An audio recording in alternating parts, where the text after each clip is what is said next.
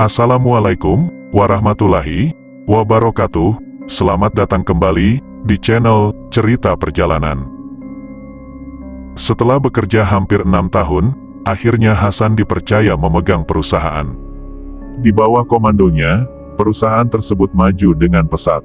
Namun roda kehidupan terus berputar, ternyata tidak selamanya rezeki itu berpihak padanya. Hingga sesuatu hal tidak diinginkan pun terjadi. Perusahaan itu mengalami kebangkrutan, semua aset dilelang, dan Hasan pun mendapat tunjangan tidak sesuai yang diharapkan. Nasib buruk itu berdampak pada kehidupan keluarganya. Putra sulungnya membutuhkan biaya masuk perguruan tinggi, sedangkan putra kedua harus menjalani operasi tulang paha setelah mengalami kecelakaan sepeda motor. Selain itu, Hasan juga harus mempersiapkan biaya untuk lahiran istrinya, yang mana sudah memasuki bulan ke-7. Banyaknya kebutuhan tersebut membuat Hasan kebingungan. Tabungannya juga sudah menipis, akibat pengeluaran dadakan dalam 2 bulan terakhir. Beberapa kali, Hasan menghubungi kawan-kawan untuk mencarikan pekerjaan. Namun, tidak ada lowongan baginya. Dia pun pinjam uang sana-sini untuk menutupi segala kebutuhan, tapi bukannya mengurangi beban, justru menambah beban baru. Dalam kebingungan dan rasa putus asa yang mendera, satu malam dia bermimpi tentang satu tempat yang bisa membantunya menemukan jalan keluar. Karena merasa penasaran, Hasan pun menyelidiki lokasi di dalam mimpinya itu.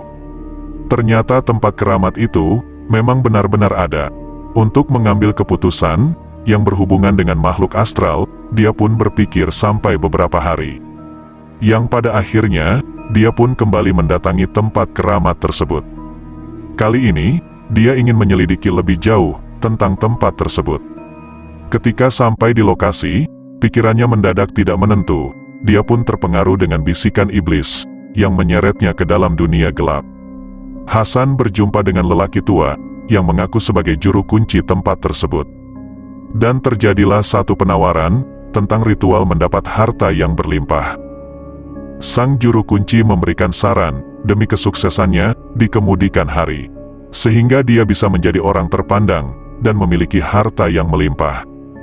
Dan mimpi itu menjadi kesempatan bagi Hasan, karena tidak semua orang yang melakukan ritual pasti akan berhasil. Hanya orang tertentu saja yang disukai Eyang Bapang. Dalam keadaan bingung, serta putus asa, Hasan pun melaksanakan apa yang diucapkan lelaki tua itu. Ritual dilakukan di tempat terbuka, tepatnya di atas batu besar pinggiran sungai. Tidak jauh dari sana, terdapat sebuah pohon asam yang cukup besar. Hasan mulai bersemedi ketika mendekati tengah malam. Menurut sang juru kunci, jika dia memang berjodoh, maka dia akan ditemui oleh Eyang Bapang, yakni sosok siluman monyet. Jika sudah bertemu, barulah ada syarat khusus yang harus dilaksanakan.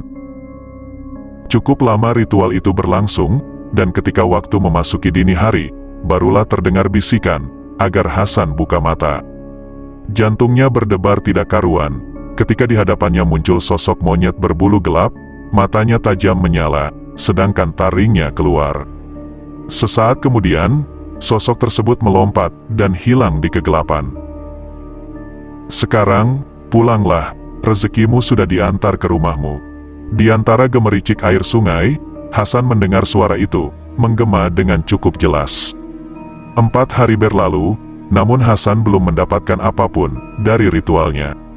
Rasa was-was menghantui di pikirannya, yang diinginkan adalah, apa yang dipinta, segera terkabul hari itu.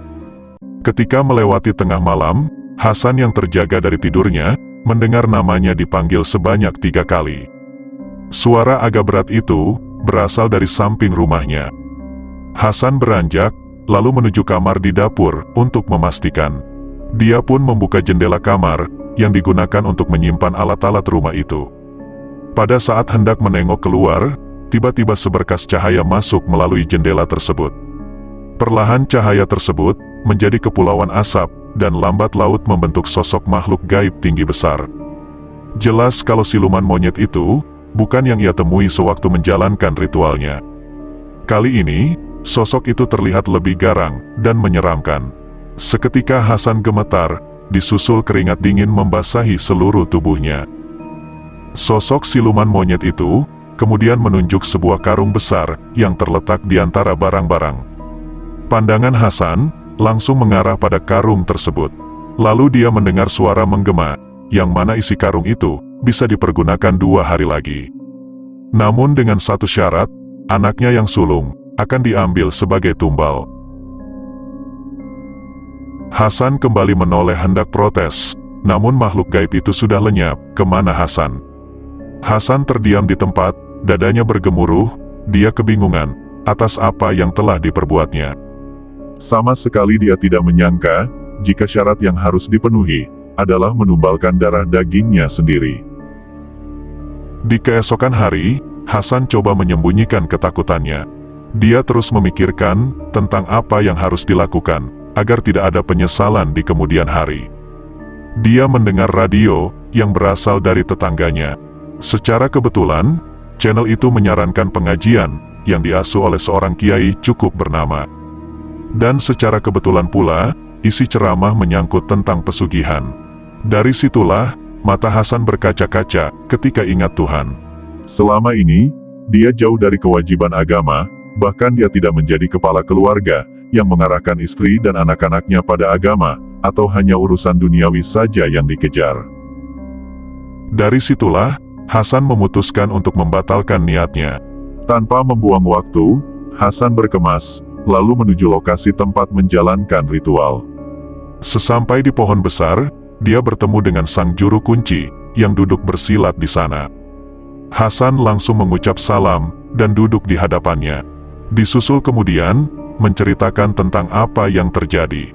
Setelah ia melakukan ritual, dan dengan tegas, Hasan memberitahukan bahwa kedatangannya untuk membatalkan niatnya. Dia tidak mau, jika anak yang sangat dicintai, harus dikorbankan. Sang juru kunci tidak berucap sepatah kata pun, dan setelah mampu menguasai keadaan, barulah dia bertutur. Sang juru kunci yang ternyata dari luar kota, menceritakan tentang asal-muasal dirinya, menjadi penunggu lokasi tersebut. Pada sekitar tahun 1970, dia mengalami kehancuran hidup, yang membuatnya putus harapan. Usahanya bangkrut, disusul dengan kepergian istrinya, bersama pria lain. Sedangkan dia terlilit hutang pada beberapa rentenir, sedangkan ia harus membiayai kehidupannya. Karena setiap hari, ia didatangi para penagih, maka dia pun pergi tanpa tujuan. Rasa putus asa membuatnya ingin mendapat harta secara instan, bahkan demi kebahagiaan anak-anaknya, dia rela juga harus dimakan demit, dan nyawanya ditukar dengan harta yang melimpah. Dan langkah kakinya membawa pada tempat yang sekarang ditinggali. Dia pun melakukan ritual, dan bertemulah dengan sosok siluman monyet, pembawa pesugihan, yakni Eyang Bapang. Akan tetapi, dia harus menumbalkan anak-anaknya, demi mendapat harta yang dipinta. Sama seperti Hasan, dia pun menolak dan membatalkan niatnya. Akan tetapi, ada syarat yang harus dilakukan, yakni menjadi pesuruh yang gampang. Pada akhirnya, dia putuskan bertempat tinggal di sana, dan menjadi orang yang menyalurkan para pendatang. Syaratnya, kamu harus bersedia menjadi pesuruh Eyang Bapang. Sang juru kunci menjelaskan, karena tahu apa yang dirasakan oleh Hasan. Perasaannya sama, sewaktu dia memutuskan menumbalkan anak-anaknya. Hasan menyesali apa yang telah diperbuat, dan pikirannya semakin tidak menentu. Sejenak kemudian, sang juru kunci menyuruhnya bermalam, karena dia akan berusaha menemui Eyang Bapang, dan meminta yang terbaik untuk Hasan. Tidak ada yang bisa dilakukan Hasan, selain menyetujui permintaan sang juru kunci. Hasan yang agak jauh, dari tempat sang juru kunci bersemedi. Terdengar suara monyet yang sangat keras, tidak terlihat apapun, hanya suara saja yang ia dengar. Hasan berharap, usaha sang juru kunci untuk kebaikannya, akan berhasil. Setelah beberapa saat, sang juru kunci menemuinya. Sosok lelaki tua itu tersenyum, lalu memberitahukan kesepakatan baru, yang harus dilakukan oleh Hasan. Kesepakatan tersebut adalah, Hasan harus mampu mencari pengganti dirinya, sebelum malam Jumat Kliwon, tepatnya adalah 8 hari kemudian. Apabila Hasan gagal, maka dia harus merelakan jiwanya menjadi abdi Eyang Bapang. Setelah malam itu, hari-hari menegangkan dilalui oleh Hasan, yang di pikirannya bukan pekerjaan ataupun keluarga, tapi terfokus pada seseorang yang mencari pesugihan. Dia berkeliling ke segala tempat, berharap bertemu dengan seseorang yang belum terkabulkan ritualnya. Namun seminggu berupaya, belum juga menemukan seseorang yang ingin bersekutu dengan iblis. Di tengah keputusannya, Hasan melakukan tautan yang tulus. Di tengah salat malam, dia menangis penuh penyesalan. Jika memang takdirnya meninggal dunia, maka dia ingin meninggal dengan cara yang wajar, dan tidak menjadi abdi iblis. Dia berdoa dengan khusyuk, mengingat dan menyesali dosa-dosanya sepanjang hidup. Di suatu pagi, ketika pulang mengantarkan istrinya ke puskesmas, secara tidak sengaja, dia berjumpa dengan Pak Kasbi di dalam angkutan kota. Dialah bos di perusahaan, tempat dulu ia bekerja di sana. Pak Kasbi berkeluh kesah tentang kehidupannya yang rumit, termasuk pula hutangnya yang menumpuk. Dan tanpa ragu, Pak Kasbi menceritakan niatnya untuk mencari pesugihan. Sejenak, Hasan memandang istrinya yang tampak acuh. Ada rasa khawatir jika istrinya mendengar perbincangan mereka. Setelah itu, dia menyuruh Pak Kasbi agar datang ke rumahnya. Pada akhirnya, sosok mantan bosnya itu siap menjadi pengganti Hasan. Dia siap menanggung apapun, asalkan kembali dalam kehidupan yang penuh harta. Diantarkanlah ia ke lokasi ritual Eyang Bapang, yang kemudian melakukan ritual sesuai anjuran juru kunci. Sementara itu, Hasan berbincang dengan sang suruh kunci, yang turut senang. Rupanya, lelaki tua itu ikut andil dalam mencari sosok pengganti Hasan, namun tidak juga mendapatkan orang yang tepat. Dan ritual yang dilakoni Pak Kasbi pun menjadi keberhasilan. Lelaki itu siap menanggung segala resiko. Di sisi lain, dia menyuruh Hasan tutup mulut. Rahasia tentang apa yang dijalankan tidak boleh bocor ke khalayak umum. Waktu terus berlalu. Setelah kelahiran anak ketiga, Hasan yang memiliki keahlian sebagai tukang cukur membuka lapak di pinggir jalan raya. Lahan kosong milik Pak Lurah itu didirikan bangunan kecil dari triplek untuk potong rambut. Dan ternyata, itu adalah sumber rezeki baginya. Di sana saingannya hanya ada salon mahal, sehingga warga sekitar memilih potong rambut di tempat Hasan. Jika mendekati masuk sekolah, dan tahun ajaran baru, juga mendekati lebaran, pengunjung bisa sampai 10 kali lipat dari hari biasa. Dia yang semakin mendekatkan diri pada Tuhan pun bersyukur, karena mampu melunasi hutang-hutangnya, dan mampu mencukupi kebutuhan keluarga. Selain itu, dia juga sering bersilaturahmi ke tempat sang juru kunci. Berkat lelaki tua itulah, hidupnya terselamatkan, bahkan berubah menjadi lebih baik. Di satu sisi, Pak Kasbi semakin berjaya, lambat laun ia merangkak, dan perusahaannya kembali dikuasai. Perusahaan itu pun menunjukkan kemajuan yang pesat. Selain itu, Pak Kasbi juga menuruti setiap kemauan Heni, yaitu putri sulungnya.